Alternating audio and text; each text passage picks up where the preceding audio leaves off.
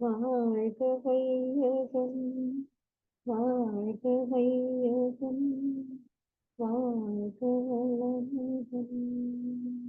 வாழ்க வையகம், வாழ்க வையகம், வாழ்க வளமுடன். இறைவனை கண்டு கொண்டேன் அறிவாய், இறைவனை காணுகின்றேன். குறைவின்றி குற்றமின்றி குணத்தில் உயர் அறிவாய், மறைபொருளாக உள்ள மாபெரும் மெய்ப்பொருளாம் இறைவனை கண்டு கொண்டேன் அறிவாய், இறைவனை காணுகின்றேன். அறிவின் உயர்நிலையில் அன்பும் கருணையுமாய் நெறியில் சிறந்த போது நீங்காத இன்பூற்றாய் பொறியெனும் புலனைந்தில் பொங்கு தன்மாத்திரையாய் பெரிதும் பெரிதுமாகி சிந்தனைக்கு ஊற்றான இறைவனை கண்டு கொண்டேன் அறிவாய், இறைவனை காணுகின்றேன். எங்கும் எக்காலத்தும் எல்லா பொருட்களுடன் தங்கி தழைத்தோங்கி தன்னை வெவ்வேறா காட்டி பொங்கி ததும்பி இன்ப பூரிப்பாய் நிறைந்துள்ள பங்குல் பகல் இரண்டின் காரண பொருளான இறைவனை கண்டு கொண்டேன். ஆதி நிலை வெளியாய் அணுவோடை போதமாகி வேதித்த உயிர்களில் பிழையில்லா நெஞ்சமாய் வாதிக்க இடமின்றி வளரியல் பூக்கமதாய் நீதிக்கு நிலைக்களனாக விளங்குகின்ற இறைவனை கண்டு கொண்டேன். உத்தம நண்பர்காள் உங்கட்கும் உரியது சித்தம் எனும் உயிர்க்குள் சிறப்பாய் விளங்குவது முத்தர்கள் அறிவினில் முழுமையாய் திகழ்வது இத்தனை சிறப்போடும் எல்லாருக்குள்ளும் நிறைந்த இறைவனை கண்டு கொண்டேன். வாழ்க வையகம், வாழ்க வையகம், வாழ்க வளமுடன்.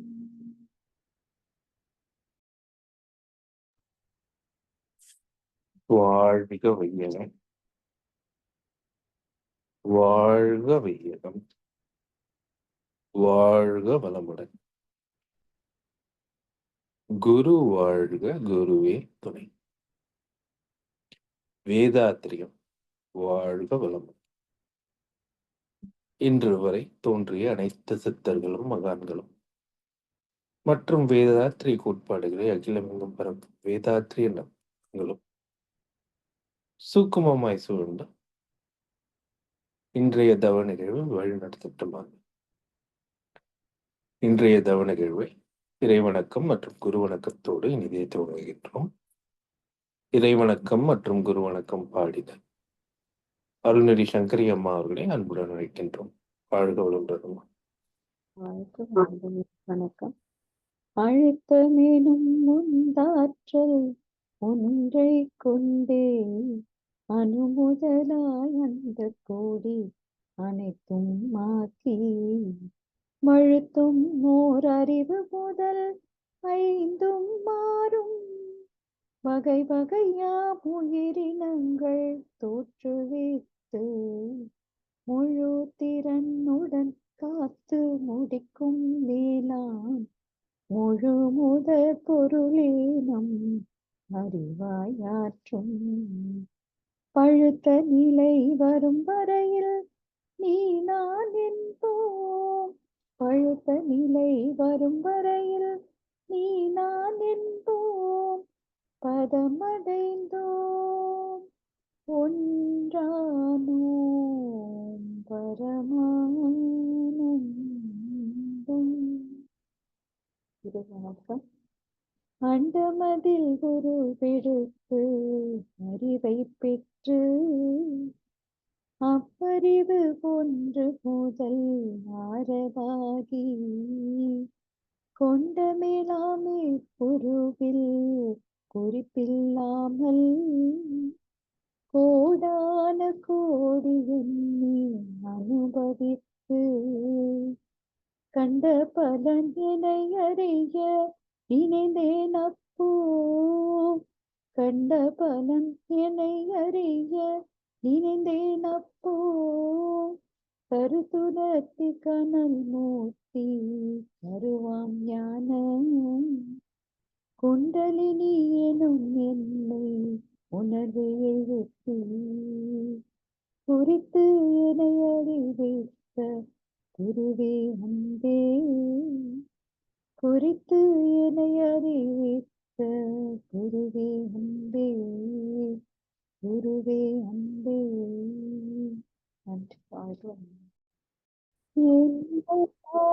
அறிய வேண்ட இறைவா என் குருவாய் வந்தாய், என்னை யார் அறிய வேண்ட இறைவா என் குருவாய் வந்தாய், பெண்ணியில் சிந்தை வைத்து தீர்த்தவன் முறையாய் செய்தேன், உன்னையே என்னுள் காத்து உள் நிறைந்தறிவாய் நின்றாய், உன்னையே என்னுள் காத்து உள் நிறைந்தறிவாய் நின்றாய், முன்னை சேர்வினை தூய்மைக்கே முயன்று அறநெறி வாழ்கின்றேன், முன்னை சேர்வினை தூய்மைக்கே முயன்று அறநெறி வாழ்கின்றேன்,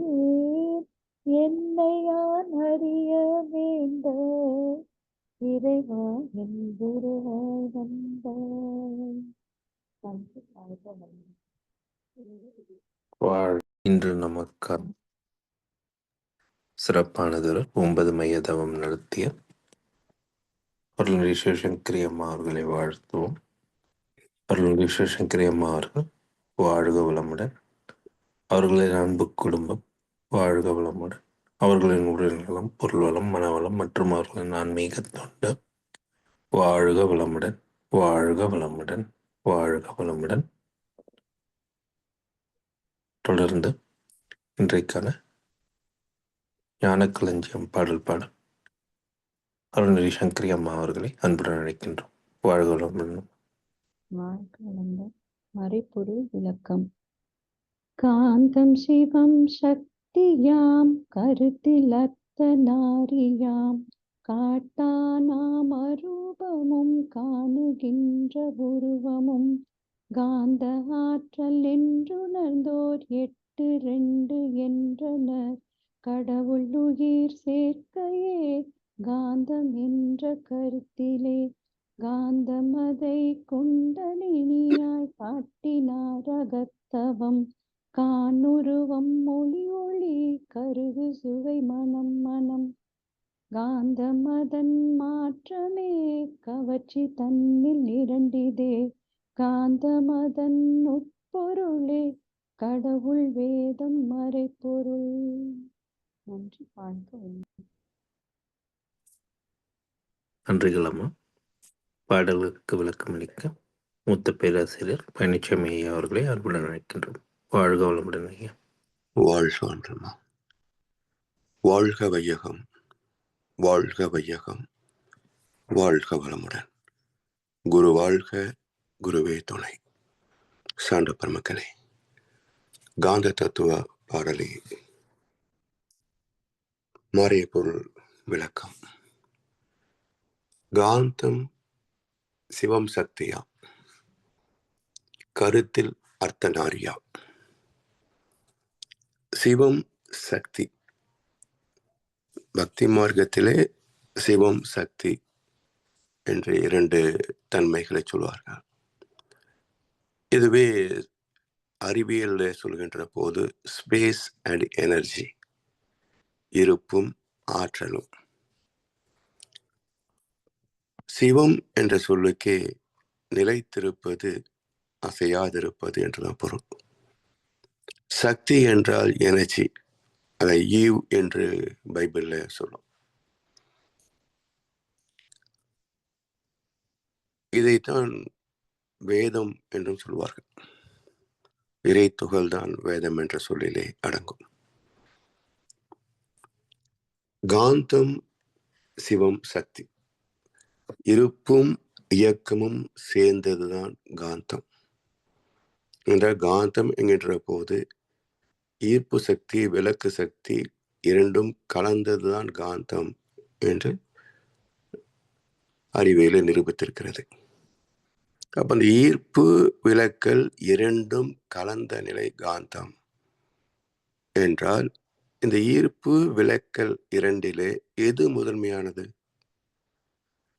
ஈர்ப்பிலிருந்து விளக்கல் வர முடியுமா, அல்லது விளக்கு சக்தியில ஈர்ப்பு வர முடியுமா என்றால், இப்போ ஒரு பாத்திரத்திலே நாம் தண்ணீர் பிடிக்கிறோம்.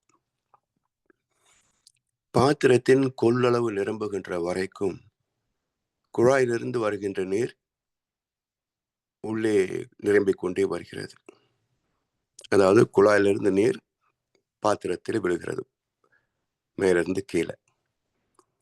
பாத்திரம் நிரம்பிய பிறகு பாத்திரத்திலிருந்து நீர் வெளியே வழிகிறது. இப்ப எந்த நீர் வழிந்தது? ஒரே நீர் தான். பாத்திரத்தில் இருந்த நீர் என்று சொன்னாலும் அது குழாயிலிருந்து தானே வந்தது. இதே போல ஈர்ப்பில் இருந்து மையம் போய் திரும்புகின்ற போது விளக்கும் சக்தி. அப்போ ஈர்ப்புக்கு மையம் உண்டா என்றால், சுத்த வெளி என்று சொல்லக்கூடிய ஆதிசிவம், இதுல ஈர்ப்பு சக்தி மட்டும்தான் உண்டு. விளக்கும் சக்தி அதனுடைய ஆரம்ப நிலை அல்ல. அழுத்தம் என்னும் உந்து ஆற்றல் ஒன்றை கொண்டே தன்னைத்தான் ஈர்த்து கொள்ளக்கூடிய ஒரு உந்து ஆற்றல் ஒன்றை, அந்த ஈர்ப்பு சக்தியின் காரணமாக ஏற்படக்கூடிய நுண்ணிய அதிர்வுகள், அங்கங்கே தோன்றுகின்ற அதிர்வுகள். அப்ப ஈர்ப்பு அதனோடு நுண் அதிர்வு இணைகின்ற போது அது துகளாக இயக்கம் பெறுகிறது. அப்ப துகள் இயக்கம் பெறுகின்ற போது அந்த ஈர்ப்பில் இருந்த ஆற்றலே இயக்கமாக வெளிப்படுகிறது. அப்போ முதலில் இருந்த ஒன்றே துண்டுபட்ட பிறகு அந்த ஆற்றல் வெளிப்பட்ட நிலைதான். எப்படி பாத்திரத்தில் நிறைந்த பிறகு அந்த நீர் வெளிப்படுகிறதோ, அதுபோல் துண்டுபட்ட சுத்த வெளியே இயக்கத்தில் விரிவலையாக வெளிப்படுகிறது. அப்ப ஈர்ப்பு அலையும் விளக்கு அலையும் கலந்த நிலையே காந்தம். அதனால்தான் காந்தம் என்பது சிவம் சக்தியா, கருத்தில் அர்த்தநாரியா. இப்ப இதை எப்படி சொல்லி வைத்தார்கள் நமக்கு? சிவன் சக்தி இருவரும் தம்பதியர். இதிலே சிவன் சக்திக்கு தன்னுடைய இடபாகத்தை தந்தான். அர்த்த நாரி, அர்த்த என்றால் பாதி, நாரி என்றால் பெண். இந்த பெண் என்பதே சக்தி வடிவம்தான். அதனால்தான் ஹிந்தியில பெண் என்ற சொல்லுக்கு நாரி என்று சொல்வார்கள். அதனுடைய ஒப்பீடாக நாரியல் என்று தேங்காயை குறிப்பிடுவார்கள். இப்ப தேங்காயை ஏன் நாரியல் என்று குறிப்பிட்டிருக்கிறாங்க, பெண்ணுக்கு ஏன் நாரி என்ற சொல் வந்தது என்றால், கண்ணதாசன் அழகாக ஒரு பாட்டில் சொல்வார், தென்னை இளநீருக்குள்ளே தேங்கியுள்ள ஓட்டுக்குள்ளே தேங்காயை போல் இருப்பான் ஒருவன், அவனை தெரிந்து கொண்டால் அவன்தான் இறைவன் என்பார். தென்னை இளநீருக்குள்ளே தேங்கியுள்ள ஓட்டுக்குள்ளே. இளநீர் அந்த மட்டையா இருக்கும், அதுக்குள்ள ஒரு ஓடு, கடினமாக ஒரு ஓடு உருவாகும். அதற்குள் தான் நீர் சேமிக்கப்பட்டு இருக்கும். இப்ப ஓடும் வறண்டு முதிர்ச்சி பெறும், நீர் திணிவு பெற்று தேங்காயாக மாறும். இப்ப பாருங்க, இந்த நீர் பொருளாக இருப்பது இந்த பிரபஞ்சத்தில் உள்ள அனைத்து இயக்கங்களும். இவற்றை சூழ்ந்திருப்பது கடினமான நிலைத்த பொருளாக இருக்கின்ற சுத்தவெளி. அதனால்தான் தேங்காயை பிரபஞ்சத்திற்கு ஓமையாக எடுத்து சொன்னார்கள். இதையே தான் இந்த நாரி என்ற சொல்லை மையப்படுத்தி தான் சுத்தவெளி என்பது அறிவு சொல்கிறோம் இல்லையா, அதை ஆண்மையாகவும் சக்தியை பெண்மையாகவும் ஓமானித்தார்கள். இப்போ ஆண்மையில் சக்தியிலிருந்து சிவத்திலிருந்தான சக்தி பிறக்கிறது. அதனால் இந்த நாரி என்ற பெண்ணுக்கு மூலம் நார என்று விஷ்ணு என்று வைணவ சித்தாந்தத்தில் பேசினாங்க. இப்போ அந்த ஆண்மை என்ற மூலம் அடைந்த மாற்றமே அனைத்தும் என்பதை குறிப்பிடுவதற்காக நார அயனம் நாராயணம் என்று நாராயணன் என்று பெயர் வச்சாங்க. அயனாம்சம் பிரம்மம், அதாவது பரிணாமம், தன்மாற்றம், டிரான்ஸ்ஃபர்மேஷன், அதான் அயனம், மாற்றங்கள். அப்போ அதுவே அடைந்த மாற்றம் அயனம். அப்ப எது அடைந்தது? நார என்ற அறிவு அடைந்த மாற்றங்கள் நாராயணம். இப்படி சைவ சித்தாந்தத்திலே சிவத்தை சொல்லியும் வைணவ சித்தாந்தத்திலே விஷ்ணுவை சொல்லியும் இரண்டு நிலைகளாக பேசினார். அப்ப கருத்தில் அர்த்தநாரியாம், அதாவது ஈர்ப்பும் விலக்கலும் கலந்த நிலையே காந்தம் அர்த்தநாரி. இதையே தான் அறிவியல் என்ன சொல்கிறது? விண்வெளி என்கிறது. விண்வெளி என்ற வார்த்தையே சுத்தவெளி பிளஸ் விண் சுழல் ஈக்குவல் டு விண்வெளி. சுத்தவெளி பிளஸ் விண் சுழல். அப்போ விண்ணும் வெளியும் சேர்ந்தது விண்வெளி. ஏன்னா நாம் இருக்கின்ற இந்த பிரபஞ்சத்தில் விண்தான் அடிப்படை. இந்த விண்ணுக்கு மூலம் வெளியிருக்கிறது. அப்ப விண்வெளி பயணம், ஆஸ்ட்ரானமி, காஸ்மாலஜின்னு சொல்லக்கூடியது. அப்போ கருத்தில் அர்த்த நாரியாம், காட்டானாம் அரூபமும் காணுகின்ற உருவமும். காட்டானாம் அரூபம். இப்போ இந்த தெய்வம் ஏன் இத்தனை சிக்கல்களுக்கு உள்ளாகிறது? உலகெங்கிலும் கடவுளை பற்றி ஒரு பெரிய பிரச்சனை. இப்போ தமிழ்நாட்டில் தான் ஓடிக்கிட்டு இருக்குது. கடவுள் உண்டு என்று மக்களை முட்டாளாக்கியவர்கள் பெரியவர்களா, இல்லை கடவுள் இல்லை என்று மறுத்து பேசி ஒரு சிந்தனையை தூண்டியவர் பெரியவரா என்று ஒரு பெரிய ஒரு முட்டாள்தனமான சாட்சியை போய்கிட்டு இருக்கு. ஏன்னா ரெண்டு பேரும் அரைவேக்காடுகள். யாருக்கும் தெளிவான விளக்கம் கிடையாது. இது சரி அது சரி என்று பேசுபவர்கள் யாருமே இறை அனுபவம் பெற்றவர்கள் அல்ல. ஸோ இவங்களுக்குள் சர்ச்சையைத்தான் உருவாக்க முடியுமே தவிர சமாதானத்தை உண்டாக்கவே முடியாது ஒரு காலம். எனவே காட்டானாம் அரூபம், காணுகின்ற உருவம். அப்ப அருவம் தன்னை காட்டிக்கொள்ள முடியுமா? அதுவே அரூபம். இதே வள்ளுவப்பெருந்தகை இந்த காவி கருப்பு இந்த ரெண்டு பேருக்கும் பொதுவாக ஒரு கருத்தை சொல்லி வைத்தார் வள்ளுவப்பெருந்தகை. காணாதான் காட்டுவான், காணாதான் கண்டானாம் தான் காணான், காணாதான் காட்டுவான் தான் கண்டவாறு என்று ஒரே வார்த்தை 7 முறை திருப்பி திருப்பி போட்டு குழப்புவார்.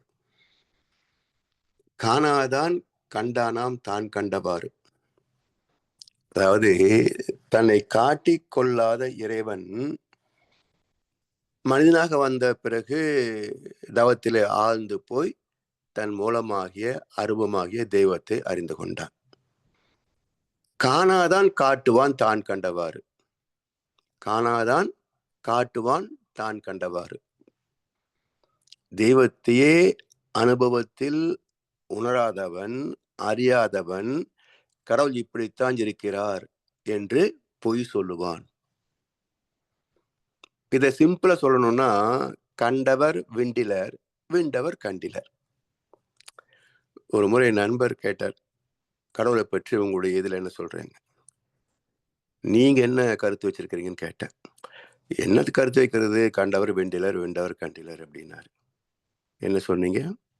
கண்டவர் விண்டிலர். சரி, விண்டவர் கண்டிலர்.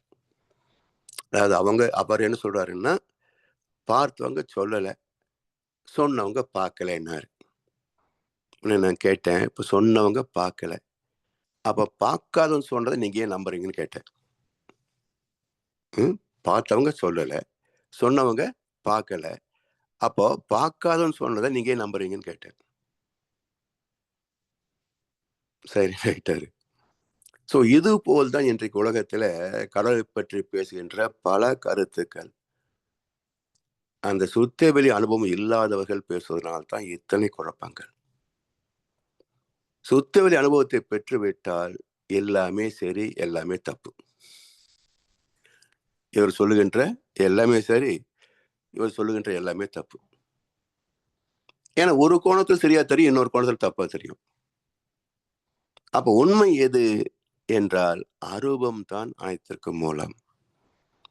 அவ்வளவு ஏன் நம்முடைய பிறப்பே அரூபம் தானே. தாயின் கருவிலே தந்தை தாய் உயிரும் ஒன்று சேர்ந்த போது தாய்க்கு தெரியுமா, தந்தைக்கு தெரியுமா? இல்லை அடுத்த நாள் மருத்துவரிடத்திலே போய் காட்டினால் மருத்துவர் தான் உண்டாகிருக்குன்னு சொல்ல முடியுமா? ஆனா 2 மாசம் வளர்ந்த பிறகு மருத்துவர் சொல்றாருல உண்டாயிருக்குன்னு. அப்ப இல்லாதது வளர்ந்ததா? இருந்ததுதான் வளர்ந்தது என்றால் ஏன் இருக்கும்போது தெரியவில்லை? இதுதான். எனவே காட்டானாம் அரூபமும் காணுகின்ற உருவமும் காந்த ஆற்றலே என்றுணர்ந்தோர் 8.2 என்றனர். எல்லாமே காந்தம் தான். இரண்டின் சேர்க்கை, கடவுள் உயிர் சேர்க்கை. அதுவே காந்தம் என்ற கருத்திலே காந்தமதை குண்டலினியாய் காட்டினார் அகத்தவம். அப்ப இந்த உருவத்தை கடந்து அரூபத்தை அறிவது எப்படி என்றால், நமக்குள்ளே இருக்கின்ற ஆத்மா எல்லாருக்குள்ளேயும் இருக்கு. இதே ஆத்மாவுக்கு குண்டலினி என்ற பெயர் எப்ப வருகிறது? தன்னை அறிய எழுச்சி பெறுகின்ற போது இதே கருமயத்திற்கு, இதே ஆத்மாவுக்கு குண்டலினி சக்தி என்று பெயர். அப்ப அந்த குண்டலினி எழுச்சி பெறப்பட்டு ஒரு குருவின் மூலமாக தீட்சை பெற்று தவம் ஏற்றி தேர்ச்சி பெறுகின்ற போது இந்த குண்டலினி சக்தி ஒவ்வொரு மையமாக கடந்து உச்சி கடந்து பிரபஞ்சம் கடந்து போகின்ற போது திருவாதீத நிலையிலே மூலமாகிய அரூபத்தை அறிகிறது. அந்த அரூபமாகிய பேரறிவாகிய பேரின்பத்தை துய்க்கிறது. அப்போ கடவுள் உயிர் சேர்க்கையை காந்தம் என்ற கருத்திலே காந்தமதை குண்டலினியாய் காட்டினார் அகத்தவம். இந்த குண்டலினியை உணர்வதற்கும் அதன் மூலமாக இந்த நெருப்பு சக்திக்கு மூலமானது உயிர் என்ற இயக்கம், உயிருக்கு மூலமானது இயக்கத்திற்கு மூலமானது அறிவாகிய சிவம் சுத்தவெளி என்பதை அறிவதற்கான அகத்தவம். ஆக அகம் என்றால் நமக்கு உள்ளே என்ற ஒரு பொருள், புறம் என்றால் வெளியே என்ற அர்த்தம். அப்ப அகம் என்றால் உள்ளே, அகம் பிரம்மாஸ்மி. அப்ப நமக்குள் இருப்பது மட்டும் அல்ல, அணுவுக்குள் மையமாக இருப்பதும் அதே சுத்தவெளியின் ஒரு துகள்தான். அப்ப அகம் அதை அறியக்கூடிய தவம். தவம் என்ற மன ஒடுக்கம். அப்ப அந்த அகமேதான் 1 முதல் 40 அலை வரைக்கும் இயங்கிக் கொண்டிருக்கிறது மனமாக. வேகத்தை குறைத்து விவேகத்தில் நிலைத்து விட்டால் அங்கே அகம் பிரம்மாஸ்மி, அகம்தான் சுத்தவெளியின் ஒரு துகள். அதனுடைய முழுமை நிலை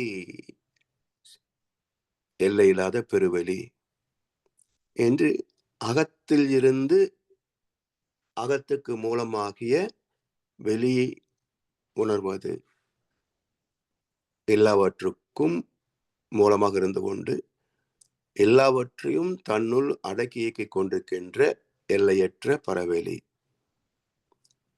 அதை புரிந்து கொள்ளக்கூடிய வழிவகை தவம், அகத்தவம். கான் உருவம் ஒளி ஒளி கருது சுவை மனம் மனம், அழுத்தம் ஒளி ஒளி சுவை மனம் மற்றும் இந்த 5 தன்மாற்றங்களை அறியக்கூடிய மனம் என்ற அனுபவங்கள். காந்தமதன் மாற்றமே கவர்ச்சி தள்ளல் இரண்டிதே. காந்தமதன் மாற்றமே கவர்ச்சி தள்ளல் 2 தான். அப்ப எப்படி அறிகிறது என்றால், காந்தமே தன்மாற்றம் அடைந்து செலவாகி தன்னை அறிந்து கொள்கிறது. காந்தமதன் உட்பொருளே கடவுள், வேதம், மறைபொருள். இந்த காந்தத்துக்கு எது உட்பொருள்? ஈர்ப்பு. ஈர்ப்பு என்பதே கடவுள். இந்த ஈர்ப்பை அறிவது எப்படி? உள் கடந்து போகணும். வெளியேயே ஓடிக்கொண்டிருக்கின்ற மனம், நமது மனதை நமக்கு உள் திருப்பி உள் கடந்து பயணம், உள்நோக்கிய பயணம். அந்த உள்நோக்கிய பயணத்தை தான் கடவுள், டைவ் இன் இஸ் டிவைன், கடவுள் என்ற இரு சொல் சேர்ந்துதான் கடவுள் என்றாச்சு. அப்ப இந்த இடத்துல இன்னொரு குறிப்பு என்ன என்றால், கடவுள் என்பது வினை சொல். எதற்கான வினை? இறைவெளி என்ற தெய்வத்தை அறிவதற்கு மனிதன் தனக்கு உள்ளே கடந்து போக வேண்டும். வெளியே ஓடுகின்ற மனதை திருப்பி உள்நோக்கி பயணிக்க வேண்டும். அப்போ கடவுள் என்பது இறைவனை அறிவதற்கான வினை சொல், வினை சொல் குறிப்பு. இறைநிலை என்பது பெயர் சொல். இறைநிலையை அறிவதற்கான செயல் வினை என்பது கடவுள் என்ற வினை சொல். அப்போ காந்தமதன் உட்பொருளே கடவுள், வேதம், மறைபொருள். உள் கடந்து போகின்ற போது வேதம். இப்போ வேதம் என்றால் ரிக், யஜுர், சாம, அதர்வன என்று 4 வேதங்களை சொல்வார்கள். ஆனால் இந்த 4 வேதங்களை ஒரு ஞான பெட்டகமாக தந்தது பகவத்கீதை.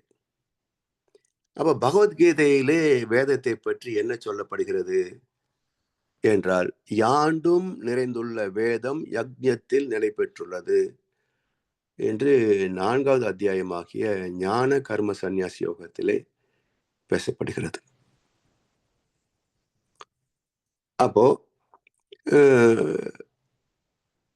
வேதம் என்ற சொல் மந்திரங்கள் அல்லது நூல்கள் என்றால் அவை எங்கும் நிறைந்திருப்பதற்கு வாய்ப்பு கிடையாது. ஒரு புத்தகம் என்றால் அலமாரியில தான் இருக்க முடியும். யாண்டும் நிறைந்துள்ள வேதம் ஒன்று, யக்ஞத்தில் நிலை பெற்றுள்ளது 2வது. அப்ப யாண்டும் நிறைந்துள்ள என்றால் என்னில், என்னை சூழ்ந்துள்ள காற்று மண்டலத்தில், இதை சூழ்ந்துள்ள காந்த மண்டலத்தில், இதை சூழ்ந்துள்ள சூரிய குடும்பத்தில், இதை சூழ்ந்துள்ள பால்வெளி மண்டலத்தில், அதை சூழ்ந்துள்ள பிரபஞ்சத்தில். அப்போ எல்லாவற்றையும் சூழ்ந்திருக்கின்றது யாண்டும் நிறைந்துள்ள வேதம். இந்த பிரபஞ்சம், உலகம், யூனிவர்ஸ் என்று சொல்கின்றோமே, இங்கு வேதம் என்ற இறை துகள் இல்லாத இடமே கிடையாது. யாண்டும் நிறைந்துள்ள வேதம். சரி, அது எப்படி இருக்கிறது? அப்படியே இருப்பா நிக்குதா, நிலைத்து இருக்கிறதா என்றால் இல்லை. யக்ஞம் என்றால் டைனமிக் ஸ்டேட், இயக்கம். அப்ப யாண்டும் நிறைந்துள்ள வேதம் யக்ஞத்தில் நிலை பெற்றுள்ளது. இயக்கத்தில் தான் இறை துகள் என்று நிலைக்க முடியும். இயக்கம் அற்று போனால் அதற்கு வேறு பெயர் சுத்தவெளி, இருப்பு. அப்போ இயங்குகின்ற காலம் வரைக்கும் தான் அதற்கு விண் என்றும் இறை துகள் என்றும் பரமானு, காஸ்மிக் டஸ்ட் பார்ட்டிகல் என்றெல்லாம் பெயர்களே தவிர, இயக்கம் நின்று போனால் அதுக்கு பிரபஞ்சத்தில் இடமில்லை. அது பிரபஞ்சத்தை சூழ்ந்துள்ள சுத்தவெளியோடு போய் கலந்துவிடும். இதற்கான காலம் எவ்வளவு? மனிதனால் கணிக்க முடியாத கால நீளம். சில லட்சம் ஆண்டுகள் என்று ஒரு குறிப்பு தான் சொல்ல முடியுமே தவிர, ஒரு விண்ணுடைய date of birth, date of death யாருக்கும் தெரியாது. எல்லாமே சில 1000 ஆண்டுகள், சில லட்சம் ஆண்டுகள். எனவே இப்படி வேதம் என்பது இறை துகள் என்ற கருத்து பகவத்கீதையிலேயே இருக்கிறது. சரி, அடுத்து இந்த கடவுள் வேதம் மறைபொருள், மறைந்திருக்கின்ற பொருள். இந்த இறை துகளுக்கு மூலம் எங்கே?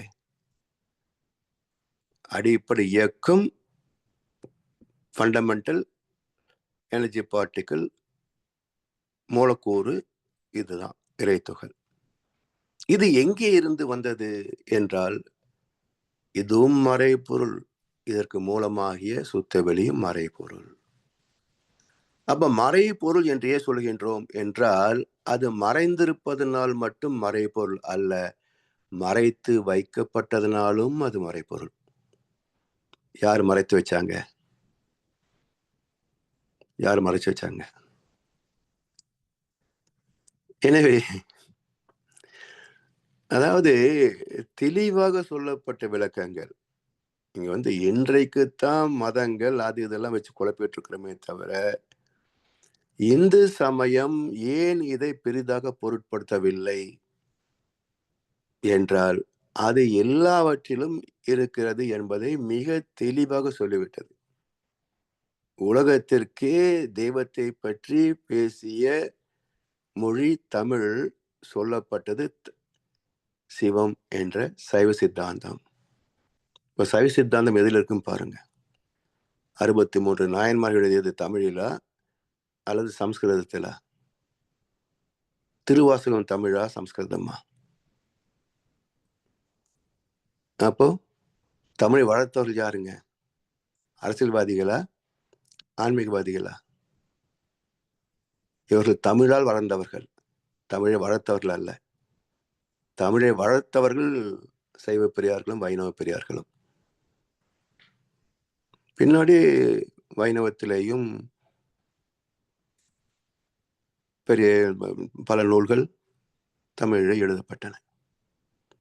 அப்ப ஆதி என்று பார்க்கின்ற போது மொழி ஒரு பிரச்சனை இருந்தது இல்லை. ஏன் என்றால், அதிக அளவில் பழக்கத்தில் இருந்த மொழி தமிழ். அது மட்டுமல்ல, இன்றைக்கு தமிழ்நாடுன்னு பேர் தான் வச்சிருக்கிறோம். இங்க தமிழ் இல்லை. மலேசியா, சிங்கப்பூர், இலங்கை, இங்கதான் சுத்தமான தமிழ் இருக்கிறது. நான் சிங்கப்பூர் போன போது 7ஆம் வகுப்பு தமிழ் புத்தகத்தை பார்த்தேன். நாம PhD தமிழ் அறிஞர்கள் கூட அதுக்கான பாடத்தை நடத்த முடியாது.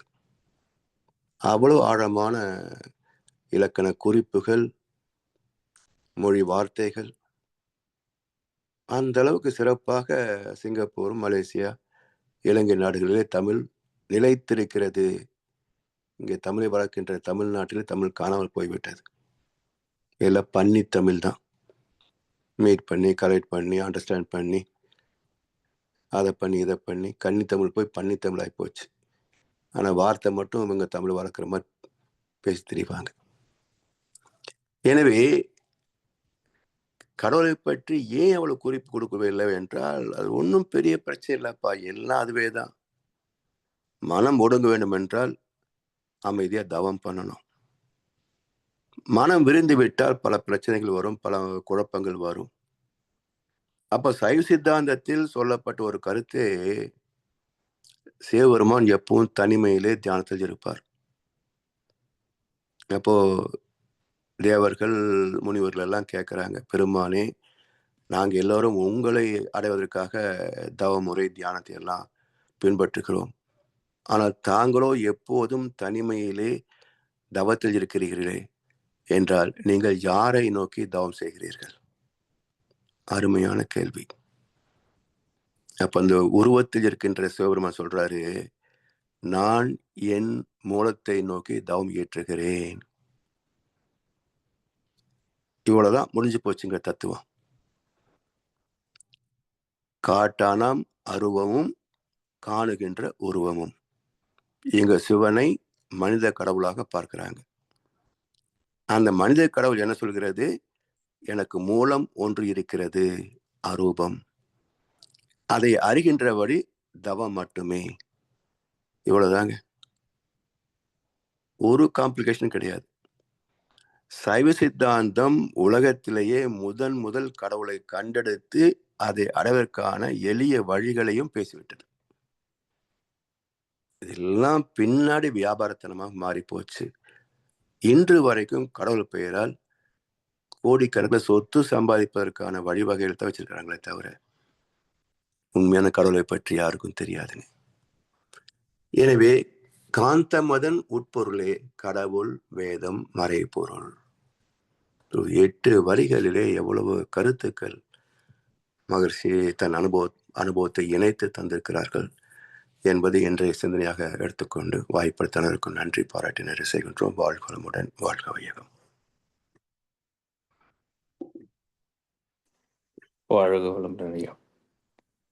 வாழ்க வளமுடன் ஐயா. நன்றி, அருமையான கருத்துக்கள். நிறைய சொன்னீங்க, நாங்களும் ஆழமா சிந்திச்சு இன்னும் 2 முறை கேட்டாதான் எங்களுக்கு இன்னும் நல்லா புரியும். நன்றிகள் ஐயா. நன்றி. இன்றைக்கு நமக்காக காந்த தத்துவம் என்ற தலைப்பு ஆழ்ந்த உரை நடத்தி தந்த மூத்த பேராசிரியர் பழனிச்சாமி ஐயா அவர்களை வாழ்த்துவோம். அருள்நெறி பழனிச்சாமி ஐயா அவர்கள் வாழ்க வளமுடன். அவர்களின் அன்பு குடும்பம் வாழ்க வளமுடன். அவர்களின் உடல் நலம், பொருள் வளம், மனவளம் மற்றும் அவர்களின் ஆன்மீக தொண்டு வாழ்க வளமுடன், வாழ்க வளமுடன், வாழ்க வளமுடன். பாடல்கள் பாடி நிறைவு செய்யும் தருணம். வேதாத்திரிய பாடல் மற்றும் பிரம்மஞான கவி பாடல் பாட சங்கரி அம்மா அவர்களை அன்புடன் நினைக்கின்றோம். வாழ்க வளமுடன். வேதாத்திரிய பாடல். போரில்லா நல்லுலகம், பொருள் துறையில் சமநீதி, நேர்மையான நீதிமுறை, நிலவுலகுக்கோர் ஆட்சி, சீர் செய்த பண்பாடு, சிந்தனையோர் வழிவாழ்வு, சிறப்புணர்ந்த பெண்மதிப்பு, தெய்வ நீதி வழிவாழ்தல், தேர் திருவிழா தவிர்த்தல், சிறுவர்கட்கே விளையாட்டு, பார் முழுவதும் உணவு, செயல் விளைவு உணர்கல்வி, சீர்காந்த நிலை விளக்கம், பார் முழுதும் உணவு நீர் பொதுவாக்கல், பல மதங்கள் பல கடவுள் பழக்கம், ஒழித்துண்மை ஒன்றை சேர்ந்திடுதல். ரமஞான கவி.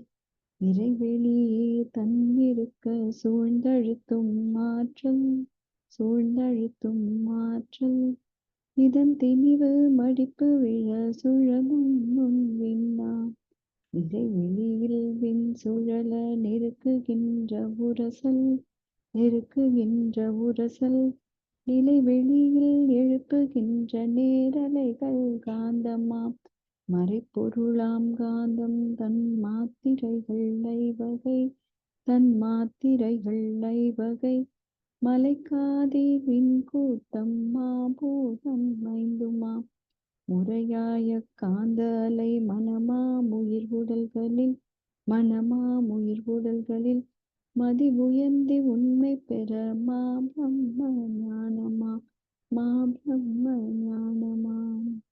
நன்றி. உலக நல வாழ்த்து. உலகமெல்லாம் பருவமழை ஒத்தபடி பெய்யட்டும், உழவரெல்லாம் தானியத்தை ஒப்புடனே பெருக்கட்டும், பல தொழில்கள் புரிகின்ற பாட்டாளி உயரட்டும், பகுத்துணர்வில் தொகுத்துணர்வு பண்பாட்டை உயர்த்தட்டும், கலகங்கள் போட்டி பகை கடந்த ஆட்சி நடக்கட்டும், கல்லாமை கடன் வறுமை கலங்கங்கள் மறையட்டும், நலவாழ்வை அளிக்கும் மெய்ஞான ஒளி வீசட்டும், நம் கடமை அறவாழ்வின் நாட்டத்தே சிறக்கட்டும், நம் கடமை அறவாழ்வின் நாட்டத்தே சிறக்கட்டும். வாழ்க வையகம், வாழ்க வையகம், வாழ்க வளமுடன். வாழ்க வளமுடன். இன்றைய தவத்தில் கலந்து கொண்ட அன்பர்கள், தவத்தை வெளிநடத்தியோர், நச்சிந்தனை வழங்கியோர், பாடல்கள் பாடியோர் அனைவரும் வாழ்க வளமுடன். அவர்களின் அன்பு குடும்பம், அவர்களின் உடல் நலம், மனவளம், பொருள் வளம், மண் தொண்டு, ஆன்மீக தொண்டு, வாழ்க வளமுடன், வாழ்க வளமுடன், வாழ்க வளமுடன். இத்துடன் இன்றைய காலை தவம் நிகழ்வு மகிழ்வோடும் இனிதே நிறைவு பெறுகின்றது. இறையருளும் குரு அருளும் நம் அனைவரையும் எப்பொழுதும் சூழ்ந்திருந்து நம்மை இந்த இறைநிலை உணர்பயணத்திலே சிறந்த முறையிலே வழிநடத்தட்டும் என அனைவரையும் வாழ்த்தி வணங்கி நன்றி கூறி அமைகிறோம். வாழ்க வையகம், வாழ்க வையகம், வாழ்க வளமுடன்.